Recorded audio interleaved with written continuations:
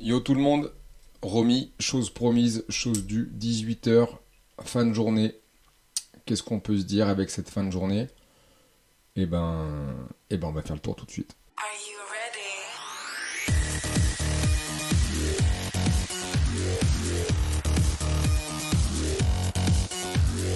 On est parti, comme d'hab, le Japon. Qu'est-ce qui s'est passé depuis ce matin? Petit pullback, et puis c'est reparti. On est en H4. Je ne l'ai pas touché exprès, enfin si je l'avais touché, mais je l'ai remis là pour la vidéo. Mon petit trait jaune, c'est les ATH. Donc on est sur le CFD, on ne retourne pas sur le cash, puisque de toute façon le cash n'a pas ouvert dans l'intervalle. Donc il n'y a pas d'intérêt, puisqu'il est au même endroit où on l'a laissé ce matin. Donc on regarde pas ça. Un peu ce qu'on s'était plus ou moins dit ce matin. Ça s'est bien passé, pour être franc avec vous. C'est ça que je voulais faire, petit tour vite fait. Le Nikkei, je m'étais dit quoi? En fait, ce matin, j'avais dit, faites gaffe, c'est haussier. Moi, je vais chercher des achats sur des replis. Donc, j'ai surtout le DAX, comme je fais d'habitude. Donc là, le Nikkei, vu qu'on l'a le matin, je vous le fais vite fait. Mais voilà, c'est ce qui s'est passé. Je suis transparent, je ne l'ai pas pris le Nikkei. Je me suis concentré sur le DAX. Mais il redonne une centaine de points. C'est pas folichon pour le Nikkei, puisqu'en réalité, il avait déjà donné un bon coup de collier, lui, sur la nuit, en fin de compte, pendant son ouverture. On va pas s'attarder dessus. On est sur le DAX qui nous refait pas, c'est le plus faiblard de tous. Si on regarde Nikkei, DAX, j'ai pas été voir le FTSE ni l'Eurostoxx, mais après on a regardé les États-Unis. Là c'est en US, et les US, on va aller voir, là ils ont fait des ATH. J'ai l'impression que c'est des cryptos les trucs. Le Japon, le Nikkei, même combat. Et là c'est vrai que le DAX il est un peu faiblard, mais il nous a offert un beau repli. On est en 4 heures, sur la MM7 4 heures, vous voyez je triche pas parce que mon trait c'est mon point d'entrée, mes pointillés verts. Voilà, je suis rentré là tout à l'heure. Alors je suis rentré en plusieurs fois, puisque j'ai été stoppé. Je sais pas si vous vous rappelez, ce matin j'avais un reliquat de position. Je l'ai clôturé quand j'ai vu que ça descendait un petit peu en léger gain, mais ça n'a rien fait de fou du coup. Euh, Qu'est-ce qui s'est passé après? On se met en horaire, donc j'ai dû sortir par là. Et on est venu se refaire un petit pullback. Moi j'avais tracé un Fibo, les 61,6 du gap. On n'a pas refermé le gap. C'était haussier. On était un petit peu avant les US. Les futurs, les CFD US étaient verts.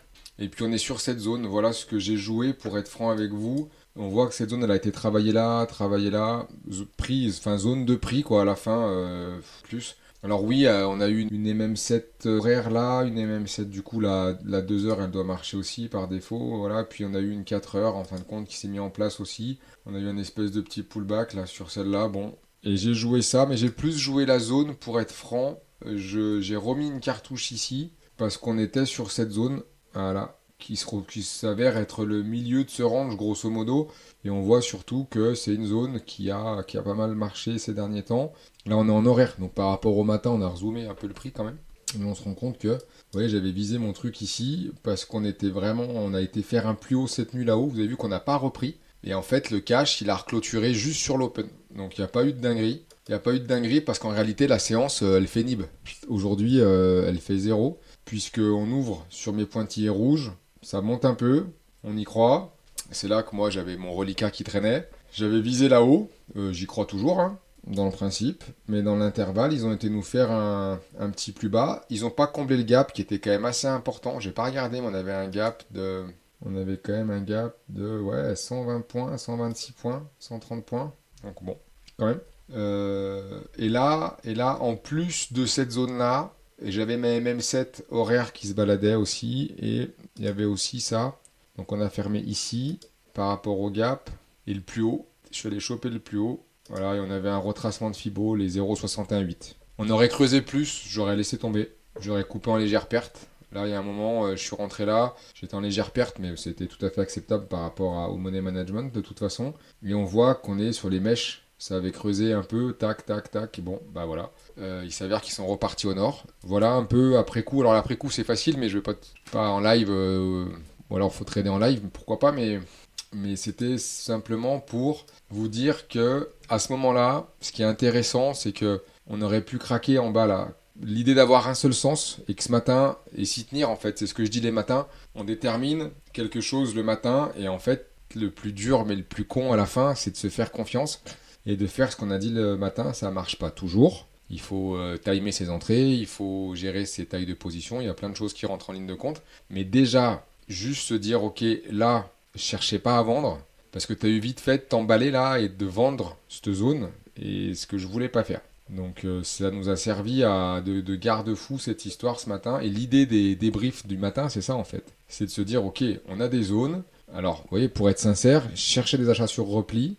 Soit ils partaient et j'avais mon reliquat, on était là-haut. Et si on était arrivé plus haut en fonction, ce que j'avais dit ce matin, de comment on arriverait plus haut, je verrais ce que je tourne. Et en fait, on n'y est pas allé. Donc j'ai rien à voir. Et sinon, achat sur repli. En tout cas, je vendais pas ce coin-là, pas tout de suite. Et bon, ben, ça marchera pas toujours, mais là, c'est cool parce que ça s'est bien passé. Bonne journée. Du coup, j'en ai coupé une partie. C'est pas non plus des volades de ouf, hein. Faut pas non plus dire ce qui est pas vrai, parce que 60 points, on les prend, je veux dire, on va pas cracher dessus, mais c'est pas la journée de l'année, hein.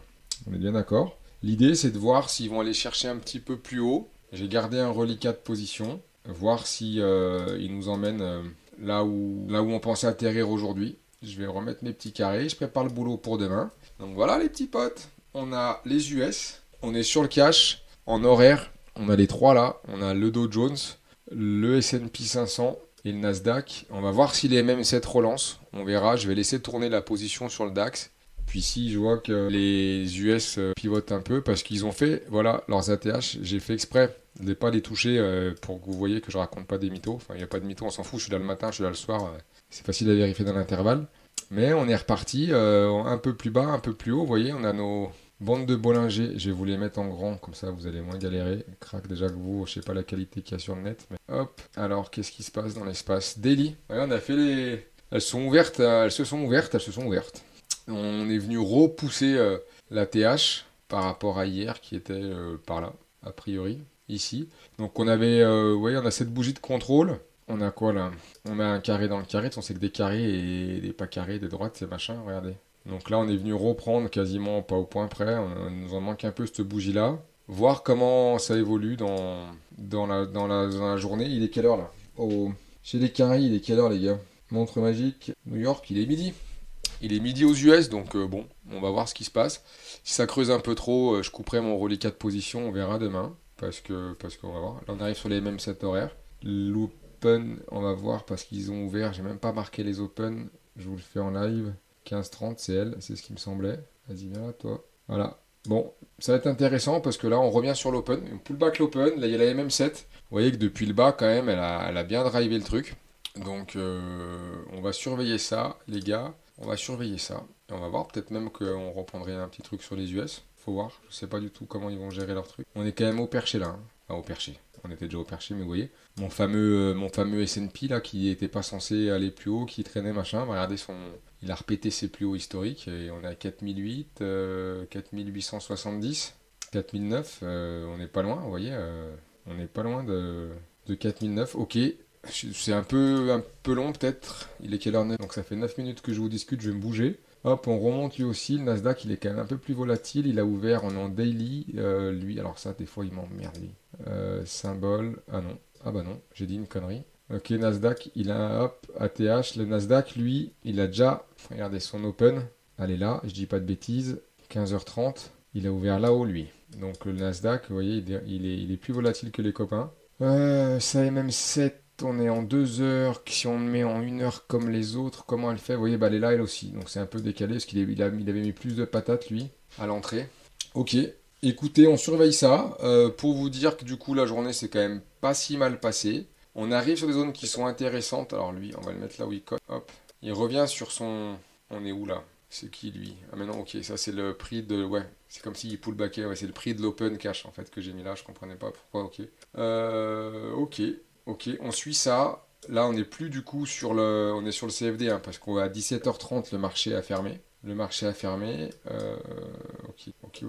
Vous voyez, c'est quand même plus mollasson sur le DAX. Hein. Il est quand même vachement plus faiblard que les US. Ils étaient un peu à la bourre, entre guillemets. Le DAX, il avait fait sa dinguerie avant. Et là, ça y est, il cale un peu plus. Et ce qui paraît légitime. Hein, à la fin, ces putains d'indices, ils reflètent l'économie américaine, enfin les économies des différentes régions. Là. Le DAX, pour le coup, c'est l'Europe. Mais bon, on va voir ce qui se passe. 10 minutes, les gars. J'arrête là. Je vais vous faire ça tous les soirs. Je vais préparer pour demain. Bonne soirée.